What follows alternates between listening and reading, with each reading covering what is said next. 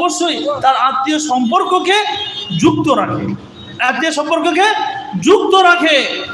চিন্তা করুন, আমরা ডাক্তারের কথা মোতাবেক চলে যাচ্ছি কোথায় না, আমার হার্ট অ্যাটাক এসে গেছে, কোলেস্টেরল চর্বি এসে গেছে, সকালে ফজরের নামাজ পড়তে উঠতে হবে, ওঠার পরে আমি 4 নম্বর মাঠে গেলাম, আমি গেলাম ফটকের মাঠে রবীন্দ্রনাথে, চর্বি কমাতে হবে, কেন আমাকে বেশি দিন বাঁচতে হবে।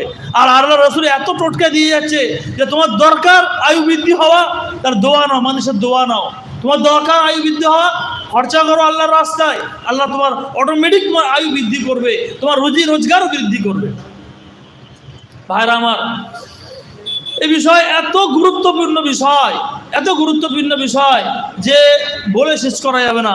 আরও মূল্যবান হাদিস আপনারা জেনে রাখুন যে কোন অনেক ব্যক্তি আছে এরকম যে ওই আত্মীয়টা আমার এমন আছে যে ও আমার সাথে সম্পর্ক রাখে না, আমি ওর সাথে সম্পর্ক, মানে গ্র্যাভিটি